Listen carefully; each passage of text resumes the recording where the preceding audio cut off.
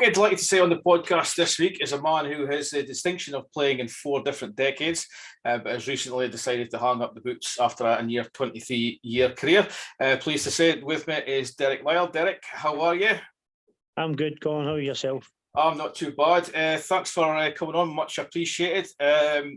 How was your summer? I guess this is the first summer that you've had in a long time that you know you're not going to have a pre-season to look forward to. Yeah, but saying that as well, you can't get away from it. I've been out training every day, mostly just gym work and things like that. So it's you say you're going to calm down, but I think it's built into you after all that time. So I've still been training away. So not really much has changed, although the pressure of going back at a certain level is not there. But still keep myself ticking over, and I always will probably. It's the good habits don't die very quickly, do they? Yeah, no, I think that people, obviously, if you have a long career, the people it's still in you. I think I just can't get away. Even if I go out for a meal and I've not ate well for a couple of days, I feel guilty and I'm back to the gym, and it's mad. It's crazy. Has it sunk in yet that's it? You're not going to be playing again, or do you think that'll come maybe once the season starts? No, probably once the season starts. But obviously because it's been that long, and I think. The worst thing about it is leaving the boy. I think the dressing room's the worst thing. I think with all the boys have been involved in that for so long that would be probably the thing I miss the most. Football's great, but when you've played it that long, there's other things you could be doing on a Saturday that you've maybe missed out on. So I don't think it'll be the playing side of it, although I just think it'll be more or less the boys and being involved in that environment. Yeah, we'll come on to what your plans is coming up later on. But what made you sort of decide now was the time? To be honest, it was just lack of game time. No really making an impact as such. You're going on and gym and that's putting you on maybe to see games out rather than me. I used to be able to maybe a few years ago going on thinking I could get a goal and back myself to get a goal for the bench even, but obviously in the last couple of years the goals have kind of dried up and the game time was limited, so didn't want to maybe get an injury later on. And now I've had a bad injury. I didn't want to go and get an injury and then say I should have maybe hung them up a year ago, 2 years ago. That was probably part of the reason. You had kind of thoughts maybe at the tail end of last season, but then I think you got 2 goals in 2 games. Maybe just that kind of ignited you a wee bit, did it? Yeah, Jim was great. Jim just said to me, obviously it was the same as you just mentioned, it was the same thing. Wasn't playing much, thinking this is probably a year I'll hang them up. And then he played me, he says, you're going to play the last 3 games and I score 2 goals and it gives you a wee buzz again and you think, maybe I got another year in me. So that was the reason. Plus lockdown was horrible for everyone, but it kept us going and going out and playing, and for the heat that was massive, I think, for most boys. So that was probably the reason. I know, getting out there and keeping fit and keeping amongst the boys, it done wonders for you. Had you any thoughts on retirement at all before last season or this season? No, I was enjoying it that much. To be fair, I'm only planning going up to Peterhead for a year. Just I think we end up staying, was it 3 years or something? 4 years. So, yeah. 4 years. I enjoyed it that much, you know, and people say to me, how can you be bothered with that travelling up there at your age and things? And I just enjoyed it that much. The boys, Jim and Davey, and to be fair, the chairman, everybody about the club was great with me that much that I says, you know what, why stop when they were offering me to stay again? So, and I know it was a travel, but they were good with me. They were great with me. I couldn't thank them enough. They were saying if I needed any time off, in Ham, listen, don't worry about it. We know you keep yourself fit. Go and do that. They were just great with me. So that was I just did year after year, just taking it year by year, and I ended up staying 4 years. That's how much I enjoyed it. I guess it's a case of if you're still enjoying it, and if the club still wants you, you might as well just carry on. Yeah, and it's nothing to do with money and that. I've got other side. I could keep myself going, you know. It's no wasn't to do with that. It was just to do with it kept my head in a good place, to be fair. But I don't know where am I going to go. What am I going to do if I'm not playing football? Keep myself fit. I was probably fear and all, and a wee bit inside going, what am I going to do? Am I going to let myself go? But the boys were great when we were going up. We were having a laugh up in the bus. But when we trained, we were serious, and when we played, we were serious. And then coming back down in the bus, we had some great times. It was a good bunch we had. So it worked for me. It worked for me probably at the end of my career. What was your thoughts on last season then? A lot of younger boys this season compared to maybe what you've maybe been used to, or Peterhead's been certainly been used to in the last few years. So how do you think the guys had performed overall? To be honest, and I think that I don't know why I think the boys would even admit we had a squad there that could have probably tried to get in the playoffs without being disrespectful to anybody. It was just we had a good run at the end. But if you look at our squad, we had a great squad. We had you know yourself. We had a wee good patch. We're playing well, and we're getting beat 1-0, and it wasn't deserved. And it happened for a good wee bit, and it probably put us outside the playoffs places to get it. We came good at the end, and we started getting probably the results that we deserved.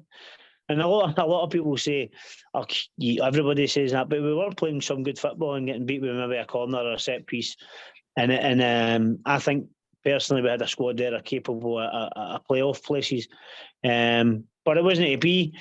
I think that we played better football this year than we did the previous years. Pressing, high tempo, some great goals, some good players came in as well. I just think a wee bit unfortunate at the times. It could have been a better season, but I think we finished it strong. That run sort of maybe January through to March where it just wasn't happening, there was no goals, no points, nothing happening. Did you find that because of the younger squad, were they affected by that, or were they sort of more determined to keep going? To be honest, we had a meeting, and it wasn't even it's not a crisis meeting. There was nothing to do with, we had a meeting. We says, boys, listen, we're playing good football. We're doing everything right. We're coming out of training, good bunch. Keep doing it. It'll turn, and it did turn. But it was a wee bit too late, because I just felt that the squad that we had, that we could have went on and we could have maybe even challenged for a playoff place, and that wasn't to be. But no, it wasn't. The boys didn't go into their shell for anything. We just spoke about it and just says we're different if we weren't playing well. We weren't doing the right things. We were, and it just wasn't to be. But we says keep doing it, and because the boys really put in the training. When we trained, the boys were really good at training and they looked after ourselves. So I just felt it was a matter of time before it turned. And for yourself, how was your final season then? As it turned out to be your final season, how would you sum it up? Good. Personally, no much in it. I think I got one goal.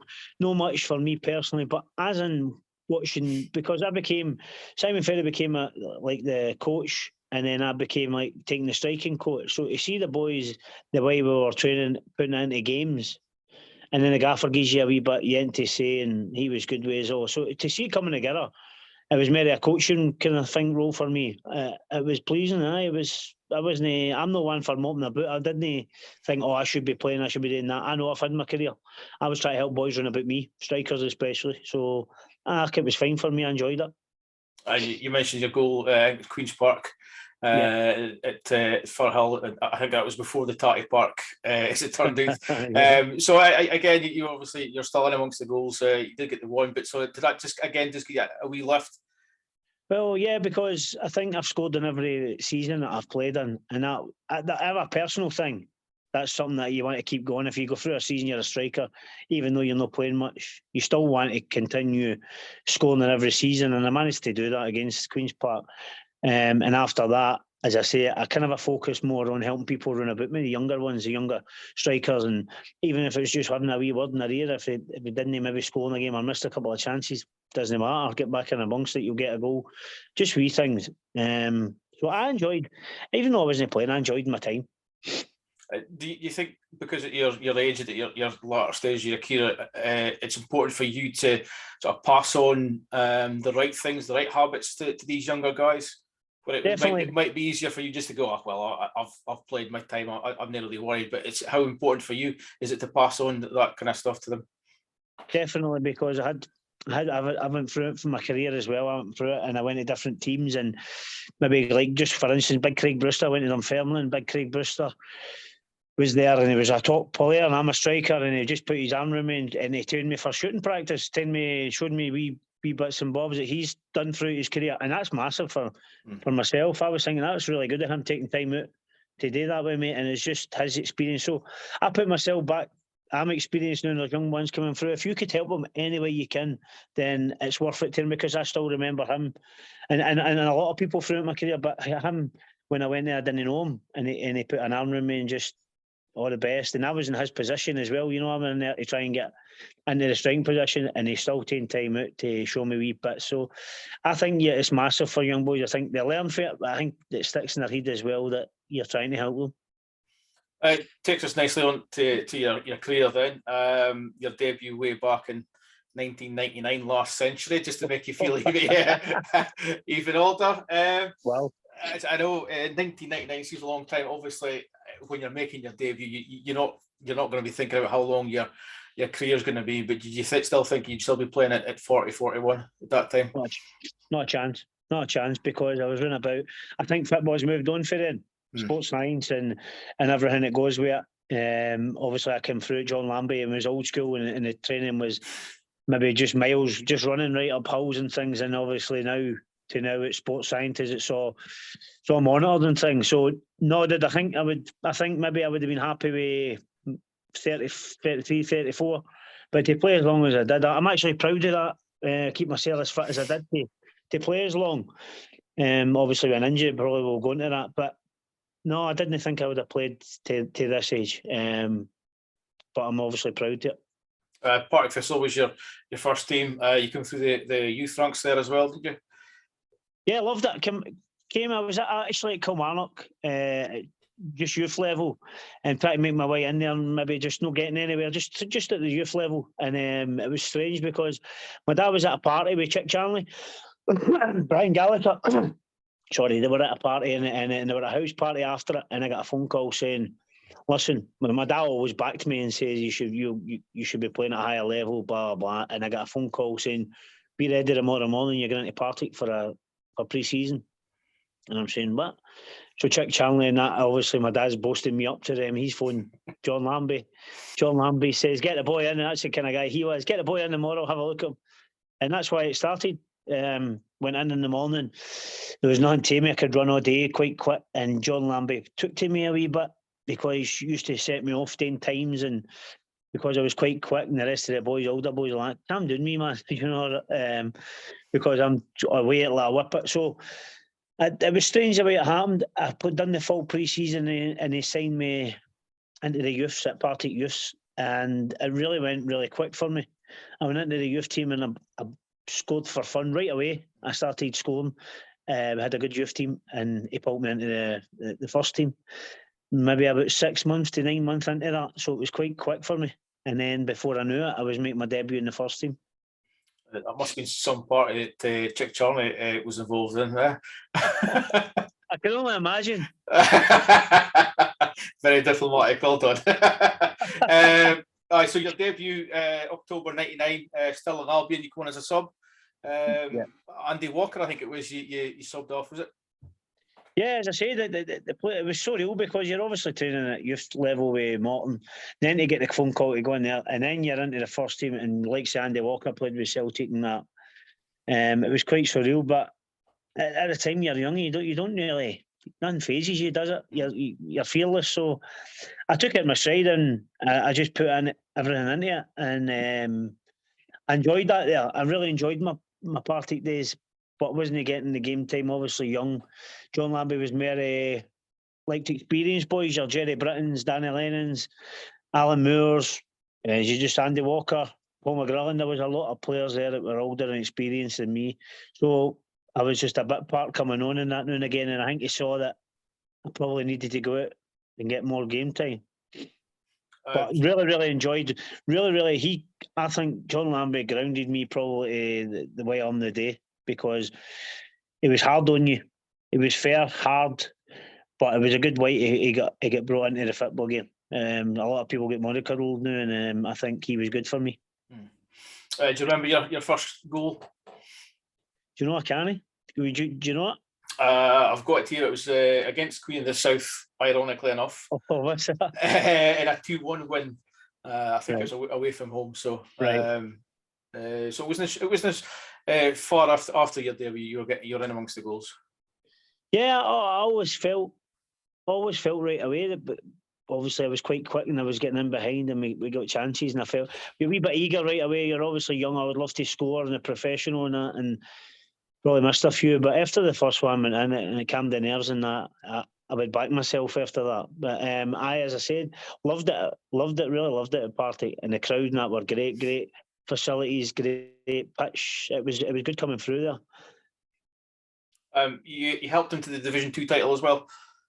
Yeah, as I say, that's memories as well, and I didn't obviously play every game, but it was an experience lifting the title and after parties and things that come with that, and and the characters that were in that dressing room. So it was a really good time for me.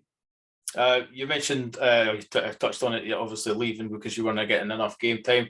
How did that kind of conversation go then? Was it something that you were looking for more than if it maybe John Lambie was looking for?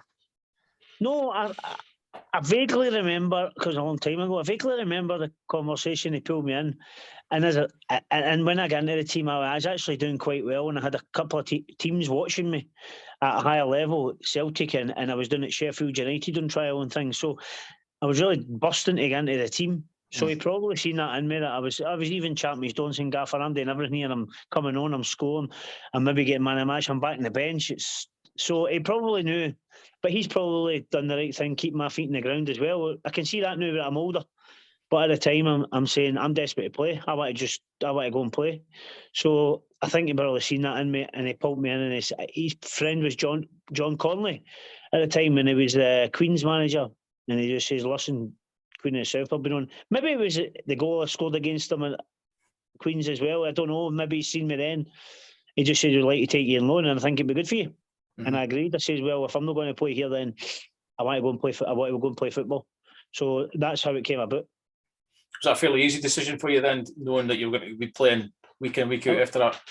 It was, Colin, because once you get a taste of it, mate, you need you just want more. It'd be different if I wasn't, if I was playing more than that. But once you get a taste of it and you scored goals and you know that you can do it at the level, you just want more of it. So I think it was an easy decision for me just to go out and get game time. Probably in my head, I was thinking I could go back and play at Partick Thistle after that, because I would go out and back myself to do well and go back and play. Yeah, I think you ended up with 6 goals and 13 at your time at Queen's on loan. So obviously it was a really good spell for you in getting the goals as well. Yeah, I loved it down there. Probably been one of my luckiest and favourite spells I've had in the both times I was there. It just happened for me. It worked for me. The fans were good with me. Everything about it just worked. And strange as well, because when you get down there, it's a different place for up here. And I had never experienced anything like that. And it was part-time, and I was training at nights, and then we went full-time, kind of a semi-full-time. It was strange, but loved every minute. You ended up with a Division 2 title there as well, and the League Challenge Cup, I think the following season as well. So success was coming to you pretty easily, was it? Well, Colin, that's probably, you just mentioned that. I think that's why you enjoy it, didn't you? You wouldn't enjoy it if you only probably won the winning and you only scoring. It was happening. I was scoring goals, we were winning titles, and then we win the cup. So that's probably why you enjoy it more, because you're successful there. And I was doing okay as well, when the boys welcomed me well, and everything about it just worked for me. And it was really a good time for me at that point. Do you remember much of the final? See, the first final, was at Broadwood, eh? Aye, against Brecon. Yeah, well, I remember all the family went through. Obviously, I'm from up here, and it was just over the road. So all the family came, and managed to get a goal that day, and I got man of the match, and Andy Gorham was in goal and that. So I was a big Rangers man, and so it was a really. As I say, things worked at the right times for me. I just remember it vaguely. I think we were playing Brecon. We won 2-0, I think, and I scored the second goal. And then we went to the after party down at Dumfries, which lasted 2 days. So there's a theme with parties in your career here, with the sounds of it. I need to stop it. So successful time there. I think you had a loan spell as well, though. It's Stirling around about 2004. And again, I think you maybe got 10 goals and 19 there as well. Yeah, that came about because my wee friend, my mate, still a friend to this day, is Alan Moore. I wish I played with him at Partick, and then he came to Queen's as well. he came to Queen of the South as well, and I don't know if he was in the squad that we won the cup. He might have been. We won the league with him. So anyway, he was there, and he asked me, obviously trained with me and played with me, picked me up to go to training at Partick. So we're quite close, and he asked me to go there and give him a hand. And same again, went there and it worked as well. Scored a few goals for him, and it was good for me to get back playing again, because I don't know why. I might have had an injury or something coming back and needed game time. I couldn't put my finger on it now, mate. But I went there to help him out, and it went okay for me as well, and got me back on amongst the goals and get sharp again and get fit.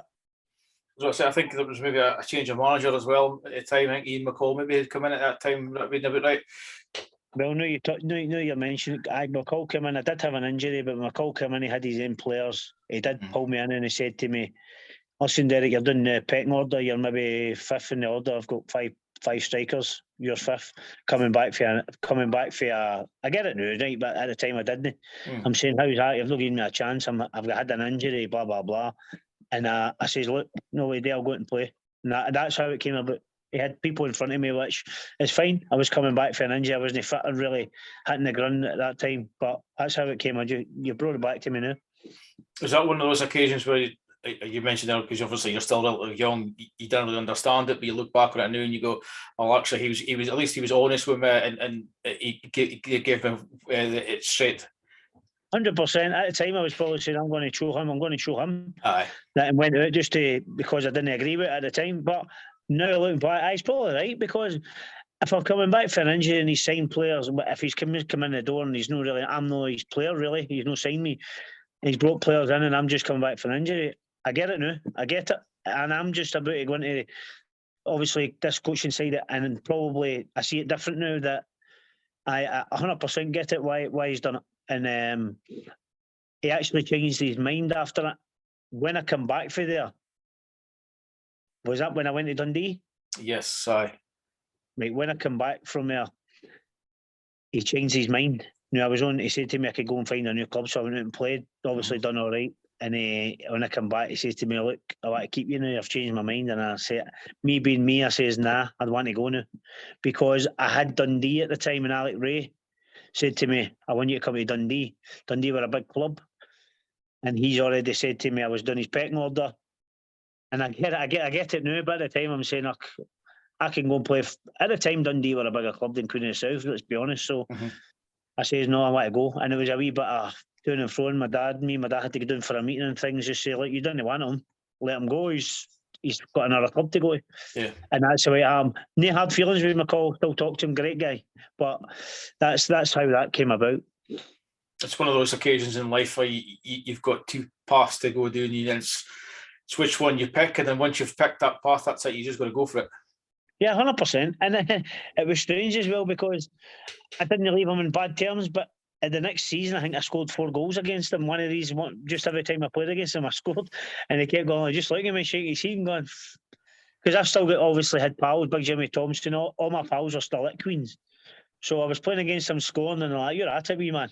So it was just one of these spells. When I was playing against him, I was scoring, and you're thinking, that serves him right for letting me go. But I get it. Looking back, it wasn't like that, and it was just me being young and wanting to go and prove everybody wrong. And of course, that's a good thing to be doing as well, going and saying, "Right, I'm going to show you." But I get there was nothing in it. It was his players, and I was injured coming back, and I just had to go and play football. You mentioned you thought Dundee, or you felt Dundee was a bigger club. Did you feel the club, the facilities, etc., were better, and it suited you at the time as well? Yeah, I just felt I hadn't been really up there to see it, but obviously from afar, I seen their stadium and their fan base, and they were in the Premier League. I think they were a Premier League club playing in the Championship in my eyes at the time. And Alec Ray, obviously, as I said, I was a Rangers fan, and Alec Ray going up there has been a Rangers man, and that was his first signing. He says, "Listen, I want you to be my first signing. I'll take you with me." He's from Glasgow. I knew about him. It was just an attraction to go up there and see what could happen, who he could bring in, and where we could go with it, and try, because his plans was to try to get into the Premier League. So I'm not saying Queen of the South. I love Queen of the South still day to this day, but their ambitions were bigger than Queen of the South at the time. Successful first season at Dundee? Loved it. Loved it. Lucky enough, started scoring quite early. In fact, I think I scored my first game against Clyde, I think. But started scoring quite quickly. Fans tainted me. One thing I think I give is 100% when I'm on a pitch anyway. So I think if you give that and it doesn't work for you, then the fans are always going to take to you. I think it's if you don't give that and it's not working in front of goal, the fans will start not appreciating it. So I gave it everything. And it worked for me the first season. We'd done quite well, and I scored a few goals. So and I was liking it. The only thing was obviously the travel to Dundee every day. We travelled through in a minibus. That was a wee bit hectic up and down every single day, being full time. But apart from that, as I say, when you're playing and when you're scoring goals, you don't feel it as much. Do you think there's more pressure on a striker when he joins a new club to sort of hit the ground running, because fans will always say just focus on the goals, whereas maybe if it's a defender or a midfielder, they maybe have a little bit more time to settle in, whereas you just expect a striker to start scoring goals straight away? Yeah, I do that. But at the same time, I also think that you're there to score goals and you get all the praise. The striker's got all the praise if you win and score goals. So you've got to take it both ways. And if you don't score, then you're going to get a wee bit. But you go and score the winner and the fans love you. Whereas a defender can go and have a great game. You could have a quiet game, score the winner. The fans are talking about you scoring the winner. So I get everything. It's just the way it is. But preferably, you go and you start scoring right away and it takes the pressure off you, and that's kind of what happened. But I get it as well. If you're scoring, you take the praise. So if you're not, you've got to take a wee bit of flack. I think you ended up being the top scorer that season as well. So obviously it ended up being a good move for you at the time. Yeah, it was. And everything about it, as I said, they got me Gerald Farrell and Alec Ray and all the boys up there were great, made new friends. The club was big, the fan base was bigger, everything about it. And I thought we could probably get to the Premier League with them. We Dundee, if it was in that season, the following season, which I think we nearly did. But I enjoyed it, and the fans tainted me. Obviously, we were a wee bit sour near the end, but loved it. Loved the first season. So I say, because you're a kind of spell again would be big decisions, because you ended up signing a pre-contract with Hamilton while you were still at Dundee, and obviously the two still, I think, were still in the same division at the time. Well, it was a wee bit more. I think there was a wee bit nasty on that. But what happened was, I wasn't. They brought Antoine Courier and he brought different players in, and they offered. I had been a top goal scorer the season before, and they offered me a deal that wasn't great. Just better or less what I was in. So they brought different players in, a lot more than me, and just offered me basically the same, and just take it or leave it. And I went, hold on, I'm top goal scorer. I deserve it. These boys are away more than me, so I think they thought I was just going to take it. And then I think Hamilton got word that I wasn't maybe not going to sign the deal, and Billy Reid came to see me and says, look, we want you. And at the time, it was crazy. At the time, there was a point in it. First and second, there was only a point in it. So he said, listen, maybe try and get you out in January. If you sign the pre-contract, we'll get you out in January, come to us. But Dundee weren't budging on the money that they had offered me, the contract they'd offered me. They never gave me a 2 year. They never said, look, there's a wee bit more. They never, to be honest, never made me really feel that they really wanted me that much, because they had brought in other players, and that's fine as well. I get it. And the longer it went on, I signed the pre-contract. Hamilton, but at the time, Hamilton had a really good team. MacArthur, Alec Neil, and they looked strong. And I went, they could actually win this league, and I could end up in the Premier League. So signed the pre-contract, and then it got leaked to the press, didn't it, that I had signed a pre-contract. Wow. They said to me they would get me out in January. Tried to get me out, and Dundee just never budged. And I get their side of it now, I know, because I could have affected them trying to get to the Premier League if I was going and scoring against them maybe for the second half of the season. I get it, but I got pelters. I got pelters off the Dundee fans when it came out. But it wasn't. See, if they came out and they offered me the contract that I wanted, I would have signed it. It wasn't that. I just felt that they didn't want me enough. Brought their own players in. I went, am I even going to play? Are they going to play their own players that I brought in? So I made the decision to sign the pre-contract, hopefully to get out and go and play there. But they kept me there. And it was I'll tell you, man, it was a hard 5-6 months.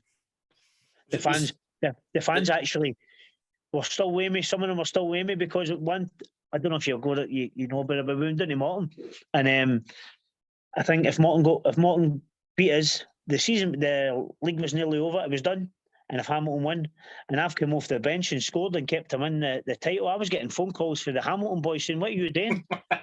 So I was doing my part when I came on. I didn't think about Hamilton. I was coming on. If I get a chance, I was trying to score.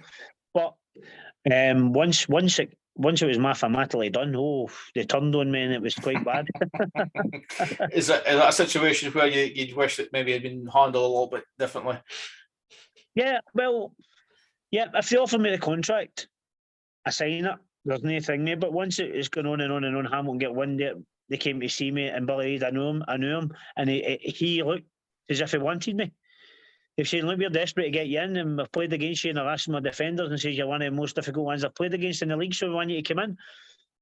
And I says, "Right, okay," and I still waited a bit, and Dundee never really come back with anything, and it wasn't until I'd signed the pre-contract that they says they could maybe do something more for me, but it was done. I wish it did, because Dundee fans then hated me for doing that, and I didn't want it to go like that because I really enjoyed the first season, but I'll catch football in it and you just take it in the chin. So you were the only in the changing room celebrating Hamilton going up there, were you? Good start, by the way. We had to clap Hamilton onto the pitch the second last game of the season, or the last game of the season, because they were title winners, and I'm standing there, and everybody knows that I've signed the pre-contract. It couldn't have happened at a worse time, honestly. But at the end of the day, it worked out for the best for me. I went to the Premier League. I went into the Premier League with Hamilton. So I looked at it at that point and went, I wish it happened differently, but I went to the Premier League. So it's like, yeah, Hamilton now Premier League. So you've gone through all the divisions. You're now playing Premier League. How pleased were you to be in that division then playing? Obviously, for every person is they want to try and play as high as they can, and that was no different for me. I was desperate to try and play in the Premier League, go to your stadiums like Celtic Park, Tynecastle, Rangers. You want to go in even series and experience playing on them, and I was no different. I was buzzing, obviously, when it went. I was maybe see if it was Dundee and I stayed at Dundee, I was wanting them to go up. I was just wanting to be in the Premier League. And see if you could do the business in the Premier League and just experience everything I've just mentioned. So absolutely buzzing, going away for the holidays and after the season, and just looking forward to coming back and getting into the Premier League with Hamilton. Was it the toughest kind of time of your career as well at that point? Yeah, well, what do you mean by injury? Or looking at maybe the games you played and the amount of goals that you scored, or maybe the lack of goals you scored, was it a tough sort of transition to go from Championship to the Premier League? Yeah, well, I think more Billy Reid brought me in, and I didn't really know what way he played, but he played with one up top with two wingers. When I was used to playing with two up top with Dundee, I played with a strike partner all the time, and he played me third or fourth game in. We played at Peterhead, and he played me up front myself, McManus, and I think it was Caldwell. Two monsters. Never get a kick. We're getting beat 3-0, I think, at half time. And ever since then, I was out the team, in the team, playing on the left. Wasn't really a striker. Wasn't playing with two. Didn't really suit my way of playing. You know what I mean? It didn't. When I had played two up front all my career, they played with the two wide men, McCarthy, and I had Young through the middle. Don't know who was in the right. Can't really remember. But then I became playing up top myself. Wasn't in my game, and then he moved me over to the left, which grew into, but was strange for me at the start. So I was kind of out for a game, out for a game, sitting on the bench, coming on.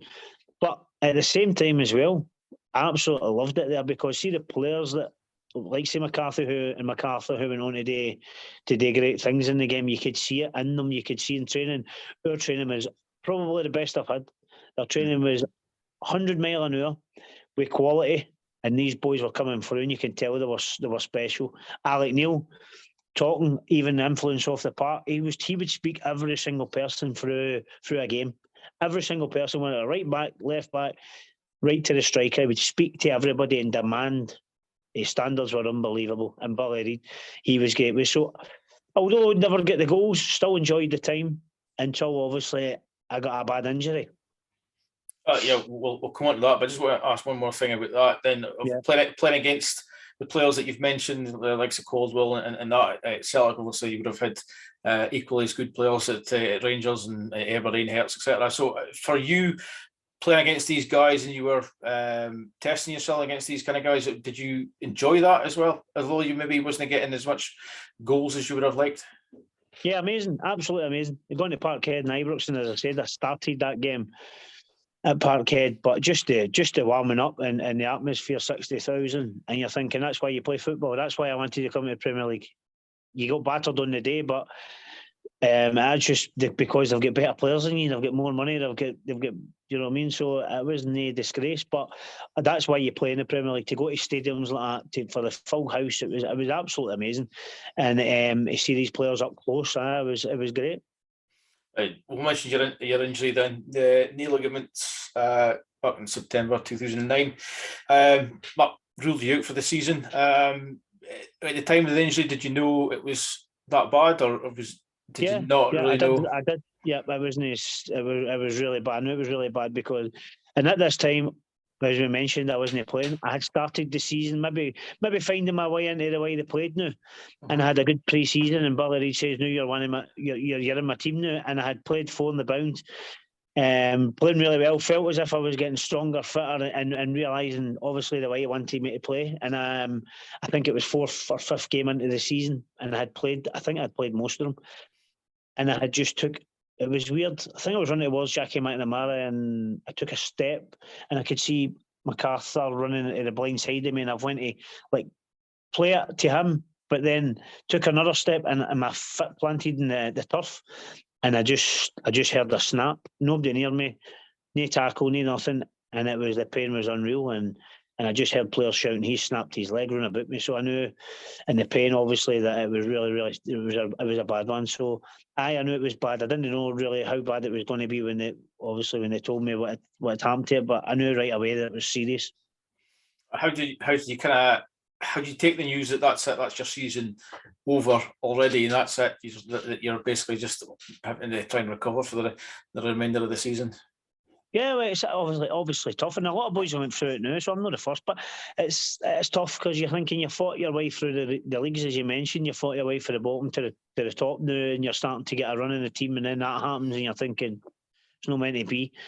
But to be fair, I had a good team run about me again, and everybody was positive, and they put me in the gym, and they got me stronger, and I got back, albeit I lose pace, and maybe for the Premier League, it's what you need, you need pace. So, but it got me back. They gave me a contract. I think it was a 6-month contract when my contract ran out. Gave me another 6 months, put me out on loan to get fit again. But I was never the player that obviously they had signed. I was always quick in that, and that goes when you do that serious injury to your knee. You don't get. Well, I didn't get it back anyway because it was that serious that I lose a bit of pace with it, and I had to change my game and be more of a link-up player. So does that kind of change your mentality? Is there a bit of I wouldn't say a fear factor, but you're maybe a bit extra cautious in terms of turning and things like that when you first come back? Well, you don't think you do, but you do, obviously, in your head. You think, oh, I'm at it, I'm doing this, and it's not until maybe you get a crack on it and you think, I'm actually all right. You're thinking when you get a whack, you're kind of I don't want to go in for this tackle or jump and land a certain way because that's the way it happened. It happened when nobody near me. But I think you've got to be mentally strong as well, because there was times when you're in that gym you just don't think you're going to get back. And if I'm being serious, and then when you're training again, you're going up and you're thinking, I'm not going to get back to the level that these boys are at. You mentioned they gave you a wee contract, and so between sort of 2010 and 2012, you played for Morton, Hamilton again, and then Cowdenbeath. That sort of 2-3 years, how would you sort of sum up that kind of point in your career? You sort of dotting about club to club. You almost got to try to find your feet again, try to find your club again, I guess. Yeah, I think now looking back, I wasn't really over the you're not over the injury yet. I think that maybe it took me a year and a half, and you think I'm all right now, but. Looking back at the career in that sense, when I was jumping about from club to club, I don't think I was mental. I was over it as fit as I should be, or I had to change my game and come short and be a link up, and it just wasn't maybe happened yet. I think it must have been that, because I felt all right in myself. I'm thinking I'm all right now. It's no my knee. I don't know, but I was maybe having to change my game now and get back to doing something that I wasn't used to. Is I used to go in behind, whereas I had to come short and hold the ball up and then get in the box, play it wide, get in the box, where I was just in the channel. So I think it was a mixture of things that I was maybe changing my game and wasn't a really early injury. So you ended up back at Queen's again in 2012. So how did that one come about? I can't even remember how I ended up back at Queen's. But obviously, in fact, I do. I was in it. I went in for pre-season with Alan Johnson. I think they get relegated that season. They get relegated down the seasons, and I obviously hadn't set the hell on fire with anywhere that I'd been. So they said to me, "Come in and see how you are." They've obviously know about my injury and that. Come in and see how you are. I mean, I had a good pre-season, gave me a contract, Alan Johnston, and so that's why it came about. I had to go in pre-season and obviously prove my fitness and stuff. Got a contract, and that's what went for there. Did you feel as though that was a happier time again for you? You're back in sort of familiar territory, and the next sort of 6 years was maybe the happier time of your career again. I think, as you say, it was strange. It was because nothing really changed with me. Maybe it just clicked at me playing with players again, two up front, the way I like playing. Environment, fans, all liked me.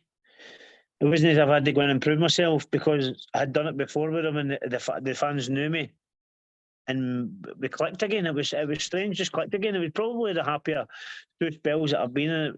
Looking back on it, even in the last 6 years I was there, it was brilliant. And then you've got the likes of Rangers and Hearts and Hibs in your leagues, and it was really a good league. And then you're scoring against these people again, and you think, I'm with this. Do you know what I mean? I'm back playing the way I should be playing, scoring goals again, and it just clicked for me again.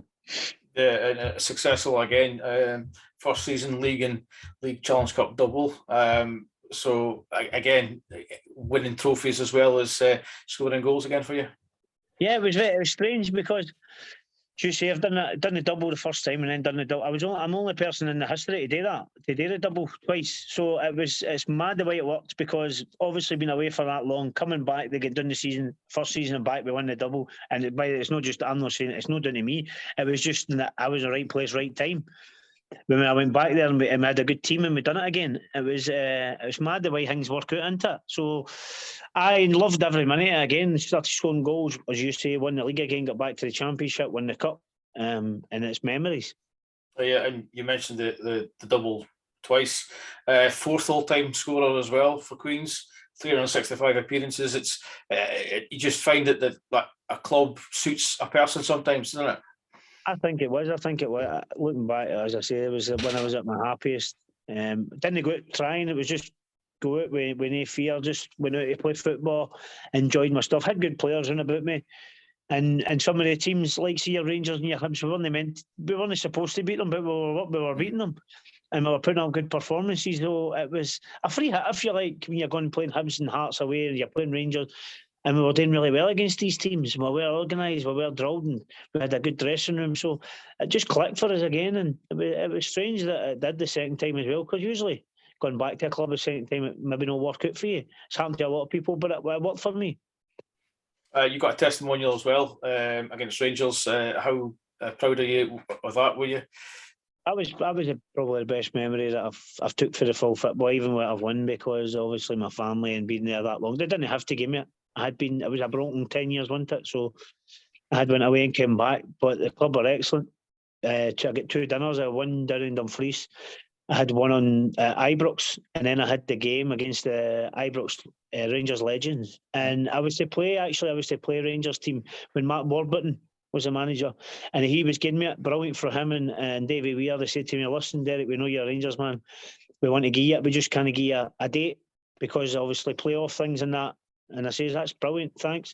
But it kept going. Obviously, Rangers got closer to the time, and I needed a date, so they couldn't promise me a date, but wanted to give me the game, and I needed a date. So Barry Ferguson stepped in and said, "Listen, I'll get Rangers legends to play. We'll have a good day that way." Him, Bob Malcolm, and things sorted that off for me. So I was more than happy with that. The names that they got to play in it, it was excellent, and I understood where Mark Warburton and that was coming from, because they couldn't put a date on it because of playoffs and things. So I get it all. But it was even good that Amy even wanted to give me to pulp me again at the tunnel one day and just says, "Listen, man, we know you want to play us and we want to get it. We know you're a Rangers man, so but we just kind of put a date on it right now." But I had to, obviously, the longer it went on, I needed a date night and Barry and that. So it worked out good. It worked out good for us. At that time, I think you must have been what, 37, 36, 37 at the time. So obviously your time at Queen's was coming to an end. Did you have ambitions to carry on after you left the Queen's? See, to be honest, I didn't really know at that time. I didn't know. I was just thinking about, right, get the testimonial out the way, enjoy that, get the family were all coming down, and obviously for the fans, I was leaving, and have a good day with the fans. And I didn't really know what was coming after that. Maybe it says I'll see how it is after the summer, see what's out there a bit. But if I didn't, by the way, if I retired after that, I'd have been happy as well. But obviously got a few offers, and then Jim McInally. So how did Jim manage to persuade you to go from one end of the country to the other then? Well, I got a phone call off my agent, Tom Callahan, and he says, "Listen, I'm speaking to Jim McInally, and I think you would really like him as a person, and that you would really go on with him and at the stage of your career." And you're thinking, Peterhead, well, Glasgow, and you've been away to like Dumfries, as you said. And I think, Tom, I don't know. And he went, "Dale, I would speak to him." He says he's really keen to get you in. He's bursting to get you in. He says if you would go out, it would take you in a minute. And he says, "I think you should talk to him because he's like you. He's one of the boys, and he's honest." And so I had a chat with him and got on with him for the minute I spoke to him, and obviously that's where I ended up. But there was other wee bits and bobs on about, but it just felt right speaking to Jim, and he did say to me, "Listen, anytime you need off, you can do your own training." See, what I done was, for the first year, I went into Queen of the South training full time still, because I wanted to keep as fit as I could. So he was letting me in there train with him one night a week. But obviously I knew I was going to be fitter than most because I was training most days. Yeah. So it worked for me. I didn't really have a job during the day, so I was in there training with him, and then obviously involved at the weekend, training one day with Peterhead and involved at the weekend. So it worked for both because I was getting as fit as I could, and I was training down the road. So it worked for me and worked for Peterhead. Did you not met Jim before, like, or did you just know him by reputation, maybe? Yeah, 100%. I didn't meet him, didn't like have a sit down chat with him. Knew who he was, obviously played against his teams and stuff, but didn't really know him. But everybody I spoke to had high regards for him. Says, "Oh, you've got on with him. He treats you well. He's honest, blah blah blah." And true to the word, he was great for me. You played with a lot of different strikers in your time, but how does Rory McAllister rate in terms of the guys that you've played with? Big Rory, what a man, eh? Brilliant as a finisher, goal scorer, strong boy. Obviously could have went higher. I think he's got a good job, and that stopped him from obviously going higher. I think he had a few options of going full time, maybe Aberdeen if I'm right, offered him and stuff. But I think with his job and the Peterhead thing, it wasn't really worth it to him. But could have been was a good top player, but could obviously, if he went higher with a full time training, that could have been a top player. Got a lot of different type of goals as well. It wasn't just a poacher. Oh, backs himself as well, by the way. Massive head on him. Backs himself massively, didn't he? You would think it was fucking Ronaldinho, wouldn't you? But brilliant. I like that about him. I know he backs himself in every game. And by the way, his goal returns speaks volumes, doesn't it? You can't really argue with him. But good guy as well. When I went in, as I said, I went in as a striker, and I hit it off with him right away, as in a character and a man. He was brilliant with me. So, top player and a top guy. You helped the club to the League Two title in your first season, and you got 10 goals as well in 33. So again, another successful kind of period. So did that maybe just want you to extend that playing career just a little bit further? You know, you said you were only going to be there for a year, but because of the success and the goals that you got, you just think I could maybe push it for another year? Yeah, I think that's all. I think that was everybody. If I went up there and had a bad season and I didn't do the job, maybe I didn't score a lot of goals or barely any, I think you would go, right, that's me. But I think when you go and you score and you maybe hit double figures again and you're saying, and you've won a title again, you're saying, you can go again. That it's just if you're if you're successful, I think you can go again. But on the flip side, if he didn't do it, then it would have probably been the end for me. But going up there, doing what you're saying, and I think I went, I could have another year at this. And in fact, the manager's got to want you, hasn't he? Yeah. The club's got to want you. And they did. And they took to me right away. I got on with everybody in the club right across the board. They were all great, managers, assistants, and chairmans and all that. Took to me. So everything worked for me, and they wanted me to stay. So that was the most important thing. You left it to the last game of the season, though, doing at Hampden, having conceded that really late goal against Stirling in the previous game. So contrasting emotions, shall we say, between the two games? It was, because you're thinking, I remember this, by the way, very, very well, because my full family had run it. We had the Player of the Year dance that night, up there, remember? So we've had the Player of the Year dance.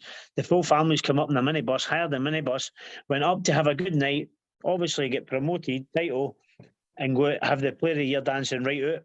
And it was the last kick of the ball. Could not believe it. We were on the side of the touchline, ready to run on the pitch, and the ball gets played down the line, and somebody cut it back, didn't they? And the goal, I think it was Pierre McDonald, was it? No? Yeah. Pizzo.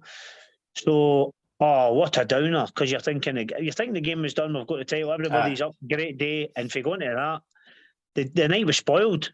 The night was spoiled. You've got to then go and date the next following day, and you're thinking, what if you don't win it now? Anti-climax. So it was a bit of a worry, and it was deflated a lot of the boys that night. I'm still waiting to do my pitch evasion because I was primed, ready to go, and then Christ, we were the same, mate. We were the same. We were right on the side of it, going right. I sat, and then the ball gets played down, and you're going, oh no, and it happened. But the most important thing was we're still winning it next week. Showed character. Yeah, maybe winning at Hampden maybe just made it a little bit better. I know winning at home might have been good, but winning at Hampden is something you maybe did often. Yeah, but I just as you said, that was a big downer. But if you're going to win it anywhere after that, it's going to be at Hampden. There's no other better place to go and do it, and that was the only flip side that we could go and have a chance to go and win it at Hampden the following week. I think the boys had it in their head, right, let's get this done. Just because we've came this far, so close, don't be a hard luck story, and they went out and done it that day. And Jack Leach with a couple of goals, another cracking player. Yep, brilliant. Always, as a midfielder, always getting forward and adding goals to his game. And he was always a threat, wasn't he? Going forward, he was always a threat. Always in the box. So he done great that day. I think they got a double, didn't he? Yes, I got two. Great player, Jack, and he done great for us that day. So the celebrations were good that night then? Oh, madness. I think we ended up back at my pub. I've got a pub in Bishop Briggs, and we ended up back there. Gaffer a lot, chairman, everybody, because we tried to book out somewhere in Hampden. I'm sure we booked one of the suites, and then at the last minute, didn't give us it. They didn't give us the room. So they were, where do we go? And I says, listen, I've got a pub. Come back there, man. Welcome. I'll just shut the lounge down. It will just be us. So that's what we've done, and everybody come back, and it was a great night. It's that kind of things that you don't see in your career very often. So, if you're winning titles and things like that, you've got to enjoy it while you can. 100%. You can't enjoy it, because there you go. That's my career over. And if I didn't enjoy the times, then I would have been kicking myself now, because they don't come along very much. I've done okay at my level. Quite a lot of maybe won a couple of titles and that, but people go through the thing with better players than me and don't win them, and don't win the cups and don't get to enjoy them. So you've got to enjoy it when you win it. How difficult a period was the COVID thing? The first lockdown season being curtailed, and then the season where we didn't have fans. And how difficult a period was that for you and for the club? It really was horrible, and I'm not just, because people lose lives, and I get that. I'm not just saying I'm not selfish, but it was horrible for everybody, because it was different one day. Nobody knew what was going on. It was just different. As in training, you were separate cars. You were going up. You weren't allowed in the same dressing room. You weren't allowed showers after games, and that's only small things compared to people falling down with the illness. Right, we get that, but it was just a strange time in the world, and it wasn't very nice. Football-wise, no crowds. But we were lucky, because we were still getting out to train, still getting to play these games. People weren't getting to do that. So as much as it was strange, we were still lucky. But it wasn't a very nice time in football at all. Did you get a bit more appreciation once the fans were back then? Oh, amazing. Once it comes back, but what I didn't get is, I may get slow for it, but I didn't get was you were going to play in a game or going in training and it wouldn't let you get a shower after it. I don't know how that could be better for you, because they were constantly saying to you, wash your hands, be clean, all this carry on. But you would go and train, sweating, and travel maybe 3 hours back down the road before a shower. That's the only thing I couldn't get about it. I don't think some of the rules were right, because surely cleaning yourself after it would be better than no cleaning yourself. There was something that was strange. They did, but when the fans come back in, it was a lot better. You appreciate it more. It's a bit like again, you've got to be 2 meters distance, and you've got to be away dressing rooms or that side of the stadium, and the home dressing room there. But as soon as the game starts, you're man-to-man marking that corner and things like that. It didn't make sense. It doesn't, does it? And then a lad don't celebrate with each other. You just scored the goal. You're thinking, right? Everybody's happy each other, isn't it? But something, as I said, I didn't get is that, because you're all training together, you're close together, your contact. But if you score a goal, don't celebrate with each other in big groups and that. Don't get a shower. And I'm thinking, wow, what is this? But it is what it is, and hopefully that's the end of it now. We're out the other side of it, because I didn't think I would ever see anything like that in my lifetime. Have you got a favourite goal or a favourite moment in your career? I know there's quite a few to choose from, but is there any one in particular that you like to look back on? Probably just obviously the Rangers thing. We played in the playoffs at Queen of the South against Rangers. Playoffs, we met them in the playoffs. We hit a fourth and they were third, and I scored in both ties. I scored down at Palmerston, and then we went to Ibrox, full house, 50,000, family up, and we've got season tickets, so they're up there, and I scored to make it 1-0. So I was popular with my own family then. Rangers, we managed to, it was one each, I think, and Rangers went through with the away goal.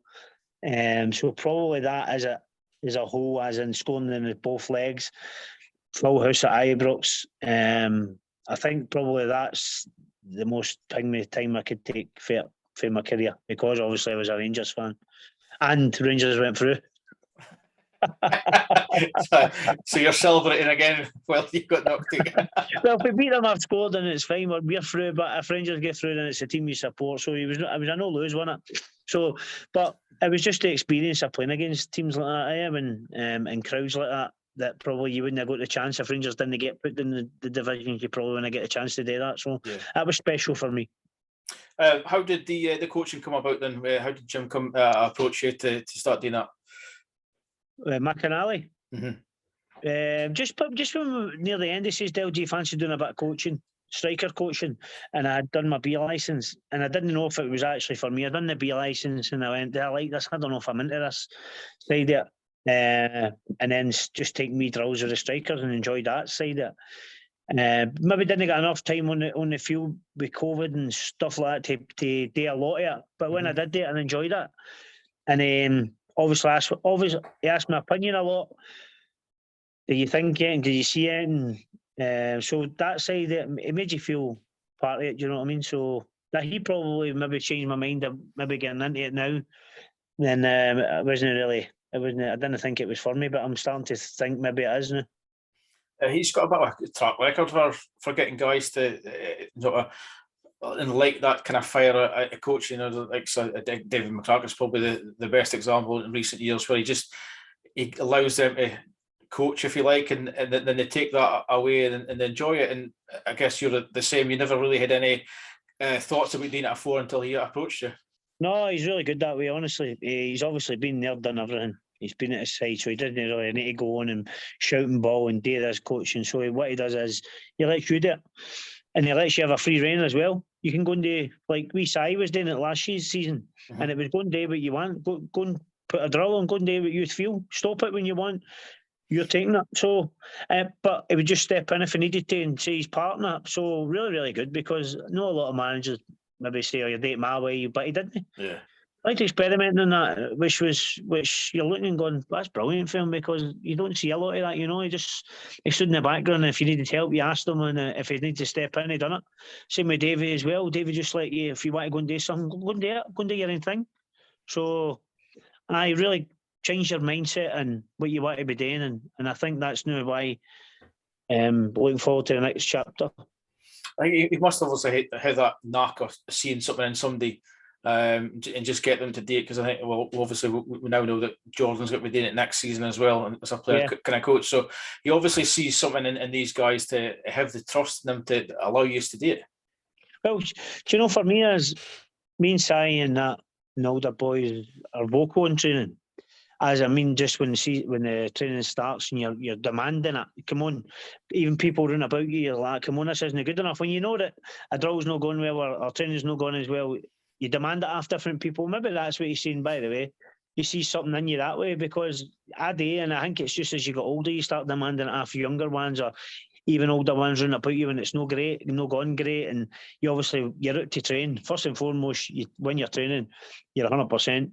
So that's the way I've always been, and Simon was the same. So maybe stuff like that, and he's went, oh, they could be good coaches or they could do it. I don't know, but it was certainly we were two of the most vocalist person in the field. You do shock me.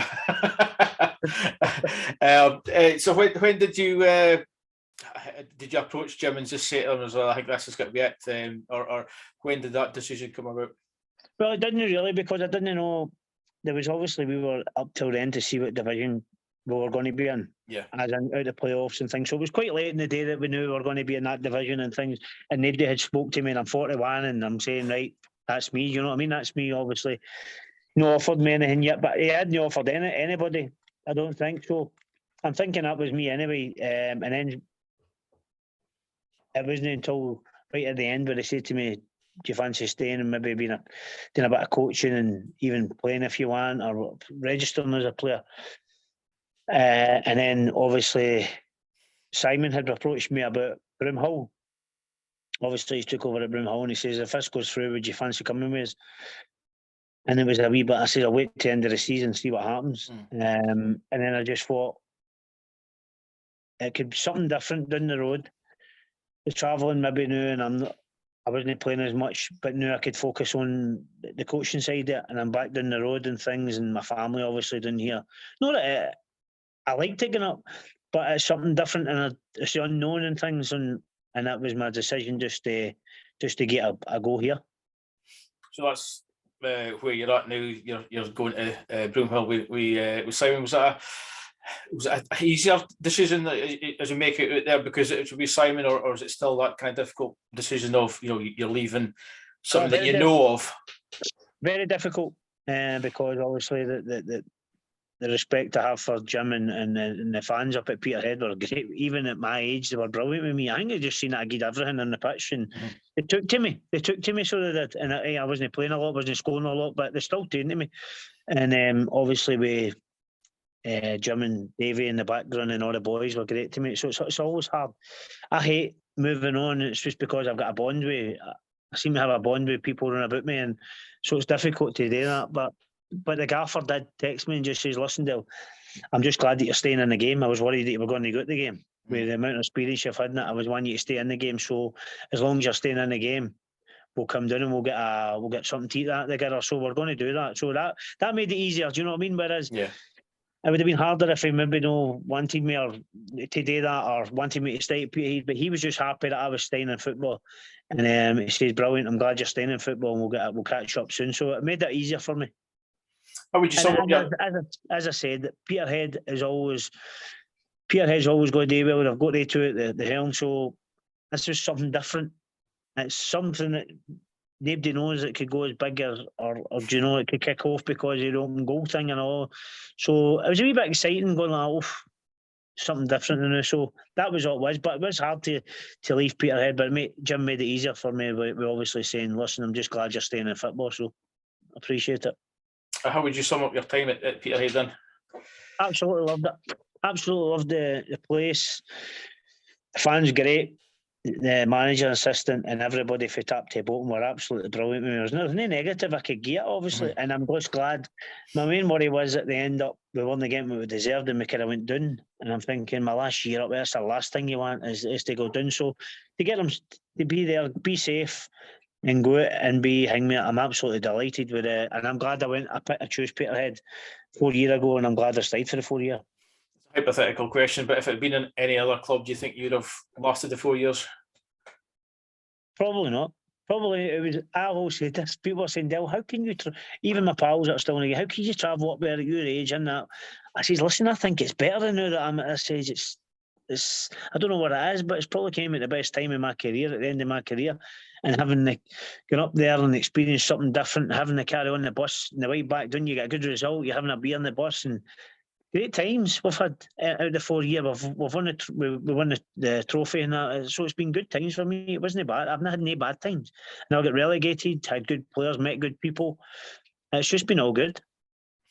So that's you mentioned the new venture. Are you looking forward to the new chapter of your career now? Then.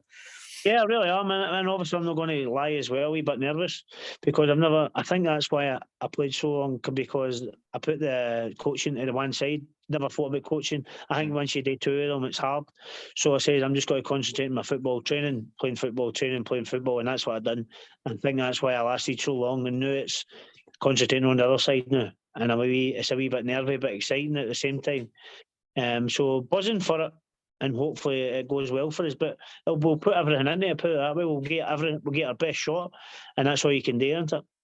Do you see yourself going into management, or do you think it'll just be a coach? I don't really know. It will depend on how this goes and how I enjoy it. And obviously, I've not tasted it before, so when you go in and you get a feel for it, maybe you'll say, "Oh, I see myself as a coach," or maybe you say, "I fancy that." The other side, I don't know. I'm actually just going in here. I'm just going to get a good go and see where we go.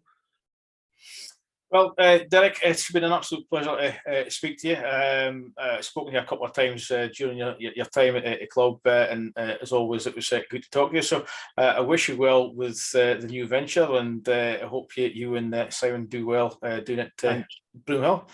Thanks, Colin. Appreciate it. Thank you very much. Take care, mate. Right, take care.